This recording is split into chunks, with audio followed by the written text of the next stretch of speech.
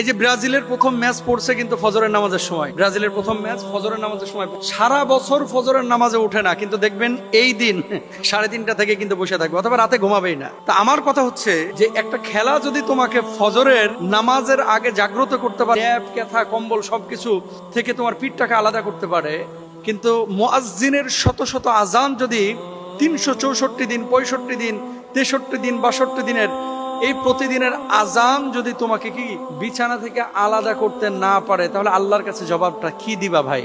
আমি যে পয়েন্টটা নিয়ে কথা বলতে চাচ্ছি, যে দেখেন রাত 1টায় আর্জেন্টিনার খেলা, ফজরের সময় ব্রাজিলের খেলা, জার্মানির খেলা হচ্ছে সকাল 8টার সময়। খেলার আধা ঘন্টা 1 ঘন্টা আগে মুড়ি টুড়ি মাখায় নিয়ে আপনি বসতেছেন। সকালবেলা আপনার বাপ আপনার কাঁথা কম্বল থেকে আলাদা করতে পারলো না, আপনার মা আপনাকে চিৎকার করে চেঁচামেচি করে ডেকে নামাজের জন্য উঠাইতে পারলো না। এতদিন আপনি মোবাইলে অ্যালার্ম দিয়ে রাখছেন, আপনারা কেউ আলাদা করতে পারলো না বিছানা থেকে, মানে আপনি ঘুম থেকে উঠলেনই না। সারাটা বছর অনেক যুবক আছে ফজরের নামাজ একদিনও পড়ে নাই, একদিনও না। জবাব আল্লাহর কাছে দিবেন? অস্বীকার করতে পারবেন? হাজার হাজার না লাখ লাখ যুবক বাংলাদেশে আছে যারা ফজরের নামাজ সারা বছরে একদিনও পড়ে না, অথচ খেলার জন্য ঠিকই কিন্তু 3:30টায় জেগে উঠে বসে থাকবে, খেলা দেখার জন্য ঠিকই 3টার দিকে উঠে বসে থাকবে, খেলা দেখার জন্য ঠিকই ফজরের আজানের সময় উঠে বসে থাকবে। তার মানে কি ফজরের নামাজের চাইতে আপনার কাছে খেলাটা বেশি ইম্পর্টেন্ট? এবার আসেন, আমি কিন্তু খেলা দেখা না দেখার বিষয়ে বলতেছি না, আমি বলতেছি ফজরের ইম্পর্টেন্সি, যে গুরুত্বটা কি, যে আল্লাহর জন্য, আল্লাহর নামাজের জন্য মুয়াজ্জিন এতদিন ডাকলো, আপনি উঠলেন না, কিন্তু আর্জেন্টিনার খেলা দেখার জন্য,